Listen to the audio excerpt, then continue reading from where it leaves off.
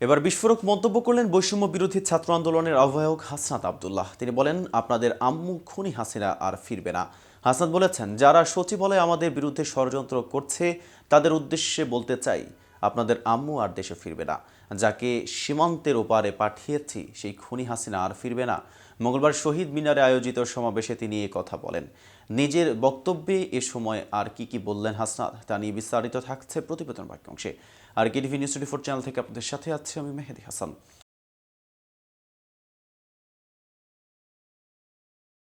হাসনাত বলেন, এই ফ্যাসিবাদী সরকার মানুষের ভোটাধিকার কেড়ে নিয়েছে। বিএনপি জামায়াত সহ যেসব দল রয়েছে, আলেম ওলামারা রয়েছেন, ইসলামী অ্যাক্টিভিস্ট রয়েছে, সবার বাক স্বাধীনতা কেড়ে নিয়েছে। বৈষম্য বিরোধী ছাত্র আন্দোলনের আহ্বায়ক বলেন, এখনও দেশে আইনশৃঙ্খলা পরিস্থিতি ভালো হয়নি, এখনও সিন্ডিকেট রয়েছে। যে হত্যাগুলো ঘটেছে আমরা সেই সব হত্যাকাণ্ডের বিচার করতে পারিনি। আমরা চাই অতি শীঘ্রই পিলখানা হত্যাকাণ্ডের বিচার হোক। শাপলা চত্বরে আলেম ওলামাদের হত্যা করা হয়েছে। গত 16 বছরের সকল গুম খুনের বিচার করতে হবে। আমাদের একমাত্র শত্রু আওয়ামী লীগ। হাসনাত আব্দুল্লাহ বলেন, আওয়ামী লীগের বিপক্ষে, ফ্যাসিবাদের বিপক্ষে আমাদের সংগ্রাম জারি থাকবে। আবার দেখা হবে 15 জানুয়ারি ঘোষণাপত্র নিয়ে। বৈষম্য বিরোধী ছাত্র আন্দোলনের আহ্বায়ক বলেন, আমাদের জুলাই গণ অভ্যুত্থানের কোনো ঘোষণাপত্র নেই। আমরা বলতে চাই, আগামী 15 জানুয়ারির মধ্যেই জুলাই অভ্যুত্থানের ঘোষণাপত্র জারি করতে হবে।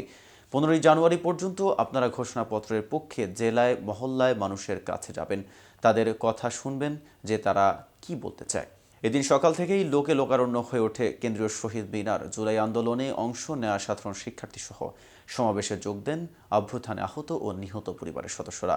এদিকে জুলাই বিপ্লবে অংশগ্রহণ করে যারা নিহত ও আহত হয়েছেন তাদের জুলাই শহীদ স্মৃতি ফাউন্ডেশনের পক্ষ থেকে সহযোগিতা পেতে হলে হাসপাতালের চিকিৎসাপত্রের সত্যায়িত কপি লাগবে বলে জানিয়েছে ফাউন্ডেশনের সাধারণ সম্পাদক সার্জিস আলম। বুধবার রাজধানীতে এক সংবাদ সম্মেলনে এসব কথা বলেন তিনি। জাতীয় নাগরিক কমিটির মুখ্য সংগঠক সার্জিস বলেন, বৈষম্য বিরোধী ছাত্র জনতার আন্দোলনে নিহত ও আহতদের সহযোগিতা দেওয়া হচ্ছে। স্বচ্ছতার জন্য আহতদের হাসপাতালে চিকিৎসাপত্রে চিকিৎসকদের সত্যায়িত লাগবে, কারণ অনেকে চিকিৎসাপত্র জালিয়াতি করে সুযোগ সুবিধা নিতে চেয়েছিল। আন্দোলন সম্পৃক্ত নয় এমন অনেকেই সুযোগ সুবিধা নিতে এসেছেন বলে অভিযোগ রয়েছে। চলতি মাসে শহীদ পরিবারগুলোকে আবারও বড় অঙ্কের আর্থিক সহযোগিতা করা হবে বলেও জানান সার্জিস। তিনি বলেন, জুলাই বিপ্লবের শহীদদের সংখ্যা সরকারি মতে 826 জন। তার মধ্যে 628 জনের পরিবারকে সহযোগিতা দেওয়া হয়েছে। বাকি আছে 198 জন শহীদ পরিবার। ফাউন্ডেশনের তহবিলে কত টাকা আছে এবং কত সহযোগিতা দেওয়া হয়েছে তার হিসাবও দেন সার্জিস। তিনি জানান, ব্যাংকে জমা 109 কোটি 20 লাখ 23 হাজার টাকার মধ্যে সহযোগিতা দেওয়া হয়েছে প্রায় 47 কোটি 32 লাখ টাকা। এখনও 61 কোটি টাকার মতো অ্যাকাউন্টে আছে। এছাড়া আন্দোলনে আহত 11,306 জনের মধ্যে 1,601 জনকে সহযোগিতা দেওয়া হয়েছে। সার্জিস বলেন, আমরা সরকারের কাছে আহতদের একটা লিস্ট চেয়েছিলাম, তারা এটি দিয়েছে। আজ এ পর্যন্তই। সারা দেশে নিত্য নতুন সকল আপডেট পেতে কেটিভি নিউজ 24 এর সাথেই থাকুন।